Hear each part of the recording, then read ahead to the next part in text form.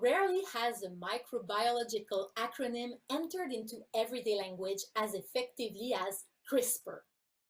After a Nobel Prize, a few controversies, and extensive media coverage, those clustered, regularly interspaced short palindromic repeats are almost mainstream now. Feng Zhang, professor in MIT's Departments of Brain and Cognitive Sciences and of Biological Engineering, is one of the pioneers in developing and applying these molecular scissors technology. He is also a pioneer in information sharing. It is a crucial issue, especially in a pandemic context. The information shared may help to support development of potential diagnostics for COVID-19, for example with SHERLOCK, an open access research protocol to enable coronavirus detection using CRISPR-Cas13. It is therefore an honor to share the next 20 minutes with Feng Zhang. Please welcome him. Hi, it's very nice to be a part of this symposium, and thank you for giving me an opportunity to tell you about some of the work we've been doing to develop and share technologies that are useful for fighting the COVID-19 pandemic. Since the beginning of this year, it was reported that a new coronavirus, SARS-CoV-2, was discovered, and it was causing a really significant public health concern out of China. When I first read about this article, I thought maybe this is something that we can repurpose one of the diagnostics technologies that we have been working on called SHERLOCK to be able to address, because being able to test with very high sensitivity and also with rapid turnaround is going to be very important for both understanding but also for reducing the spread of the virus. So around early January, I also began to get a lot of researchers from around the world contacting me about whether or not it's possible to develop SHERLOCK for SARS-CoV-2 detection. This is just a photo from one of the researchers who is based in Wuhan, China, where the epicenter of the outbreak was back in January. And he just showed me how different the city is because of the pandemic. You can see usually a train station in the center of Wuhan will be packed with people, and now there's just himself. Besides him, there were also many other researchers from other parts of the world contacting me, some from Asia, some from the US, and many others. And so we thought maybe we can try to do something to help. Several years ago, we developed a technology for using the CRISPR-Cas13 protein to be able to recognize and also report the presence of nucleic acid sequences. And so in the case of a virus infection or bacterial infection, it's possible to develop CRISPR-based reagents to be able to detect whether or not the signature for a virus is present. And so the way this works is that it starts with an amplification process using isothermal amplification. And then following that, we can treat the amplified material using the CRISPR proteins to be able to get a reporting signal, whether using fluorescence or a lateral flow paper strip, like a pregnancy test strip, we can get a sensitive and also reliable readout. And so by working on this, we were able to very quickly develop a set of reagents for using SHERLOCK to detect SARS-CoV-2. And we put up our protocol up on bioRxiv, which is a publicly accessible repository of manuscripts, so that people can download and access the information as quickly as possible.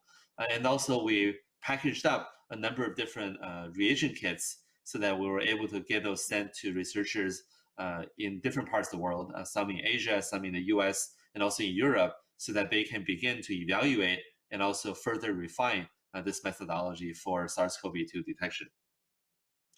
And so many of the folks who we sent out these reagents to got back to us with very interesting results. And so here is one set of results from our collaborators at the University of Washington, Keith Jerome and also Alex Greninger. And what they found is that indeed the SHERLOCK technique can be used to fairly sensitively and also quickly report the presence of SARS-CoV-2 from patient nasopharyngeal swabs. And so on this slide, what you see are paper strips where if there are two lines, it means that the virus was detected. And if there's only one line, it means that that sample was negative. And so there was a very good correlation between what SHERLOCK was able to detect as a positive sample and also what qPCR was able to detect as a positive sample. In addition to our collaborators in the University of Washington, there were also other researchers in Thailand who began to explore the use of SARS-CoV-2, use of SHERLOCK for SARS-CoV-2 detection. And what they found is that the sensitivity can be quite good. They got 93% sensitivity and also about 100% specificity. And so based on this data, they were then able to begin to receive regulatory approval and use this technique in the hospitals in Thailand to be able to screen and also triage patients who are coming in for surgery. One of the things that we learned from these early collaborators who used the SHERLOCK technique is that the process, although it works well with a good sensitivity and specificity, is a little cumbersome because there are some steps of liquid transfer. And those liquid transfer steps are not ideal because it's prone to causing contamination. And then if there is contamination of the laboratory space, then it's very possible to have false positive signal. And so then what we worked on is to develop a new diagnostics method that we call Stop COVID, which is using SHERLOCK for testing in a one-pot reaction without having to do liquid transfer. And then this is something that we call Stop COVID version 1. The way this would work is that a person would provide a swab. This would be either a anterior nasal swab, a shallow nasal cavity swab, or saliva that can be used in the reaction. And then upon providing the sample is directly added to a lysis buffer, and then the SHERLOCK reaction is added to that lysed reaction so that you can very quickly get a readout using either paper strip or fluorescence. So to develop this, we had to work out several different steps. So the first step is to bypass the need for column-based laboratory RNA extraction from virus samples, because you may remember from the early days of coronavirus outbreak, there was a shortage of material for concentrating and also extracting virus sequences. And so based on that need, we then looked to using another laboratory reagent that we use very commonly called quick extract. And it turned out that you can use quick extract, just mix it with the swab sample to lyse the virus and release the virus RNA, and you don't have to run sophisticated column-based concentration extraction methods. So besides that, we also had to identify an enzyme that can work in a high temperature reaction so that we can mix everything together into just one pot.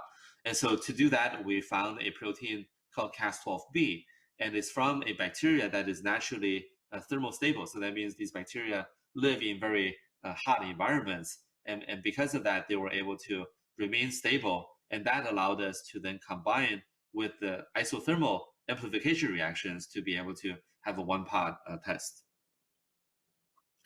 So to make the test more quickly and also more sensitively, we then also screened a whole panel of different additives that you can provide into the reaction to be able to increase the speed of the reaction. And so what you find here is that by adding things such as glycine or taurine, taurine is what you would find in the energy drink, a Red Bull, you can both increase the signal of the test, but also increase the speed. So use less time, take less time to report a signal. And so with all that combined together, we found that this new Stop COVID reaction can work quite well. And compared with just isothermal amplification methods, these Stop COVID reactions have much more specificity because it can get rid of the background amplifications that you would get with just running the isothermal reaction alone. And so over here on the left side, you see the LAMP reaction, where over time, the low signal, even the no input control NTC come up as a positive signal. But with the SARS-CoV reaction, combining isothermal amplification with CRISPR-based detection, you can get rid of those sort of background signals. So this makes the test much more specific. And so this technique can work fairly well with very low resource setup. Here is on the left side, this is a sous vide cooker that you can find off of Amazon for less than $35 US. And using this sous vide cooker, you can create a water bath that you can incubate the reaction in, and the reaction works very reliably. So over on the right, these are 12 different replicates of a test run in the sous vide water bath, and you can see it provides a robust signal reliably across all 12 samples. So we sent that out to researchers and collaborators, and the feedback that we got from them is that the SARS-CoV-1 reaction works well, but is not as sensitive as the previous two-part reaction.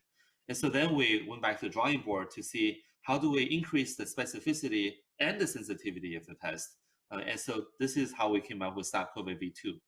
And the way SARS-CoV-2 works is that we added a bead-based magnetic concentration method. So this allows us to take all the samples from the patient's swab, release the virus RNA, and then concentrate it so that we can put more material into the test. And that allowed us to then significantly increase the sensitivity of the assay. And so here is a comparison of the SARS-CoV-1 and also SARS-CoV-2 reaction. On the left, you can see that the test SARS-CoV-1 can reliably detect up to a sensitivity that's equivalent to a qPCR value of CT 30.8. Whereas with SARS-CoV-2, where you concentrate a sample, you can achieve much more sensitive detection. So now you can go to a level where it's comparable to CT value of 40.3. And so by increasing the sensitivity, we can now capture much more of the patients who have low virus titer, and so be able to have fewer false negatives. And so on this slide, this shows the overall distribution of patient samples. This is 1,000 different patient samples, and you can see that the virus load can range from somewhere on the left side that's sort of around 15 to all the way to the right value 40. And so the higher the number, the lower the virus amount. And so what this means is that with SARS-CoV-1 and the sensitivity that's equivalent to CT value of 30.8, the sensitivity is only 60%. But if we can increase it to 40, like with SARS-CoV-2, we can get to 99.7% sensitivity. So this allows us to capture almost all of the samples that are carrying the virus. And so we then evaluated this with 202 positive patient samples to see how sensitive is it really. So these samples range from all the way in with CT value of 17 to 40, and from this whole sample set, we find that the sensitivity is very good. It's 93.1%. So this captures really the full range of coronavirus patients, and then the specificity is also very good. So here, with 200 samples, you can see that only very few samples, about 3 of them, do you see a false positive signal. And so this gives us a sensitivity of 93% and a specificity of 98.5% using real patient samples. And we also tested whether or not this methodology can work directly with fresh swabs that patients have taken from their interior nares. And so what we can see on the right here is that with 5 swabs from patients who are positive across a range of different CT values, we can accurately detect that the virus is present in these samples. So that's a very good sign. So So far with SARS-CoV-2, it still requires laboratory handling. And so one of the things that we have also began to do now, also spinning out this basic chemistry into a new startup entity to be able to scale the amount of tests that can be developed, is to develop a small device. And these devices would have low cost and be able to allow test cartridges to be run in them. And these cartridges simplify all of the liquid handling on the device, on the cartridge itself, so that you can simply add samples into the cartridge, insert into a device, and then be able to get a test result back within about 30 minutes. And so this will simplify the test procedure, and then provide a way to be able to run these tests in different types of environments where the test is most needed. So that's what we've been working on, and I just want to take a moment to acknowledge our collaborators, both my lab members and also former lab members who worked with us to develop the basic chemistry, and also the clinical collaborators, including Keith Jerome and also Alice Greninger in Seattle, who worked with us on the clinical validation of the test.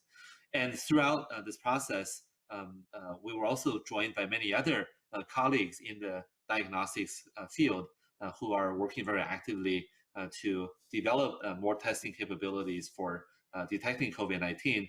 And then by freely and also openly sharing these new advances, whether it's optimization or it's a change to the reagent that we do rapidly with other members in the community, that we collectively as a community are able to get more tests out and also be able to more quickly help address the pandemic. And thank you again, and I'm very happy to answer any questions you may have.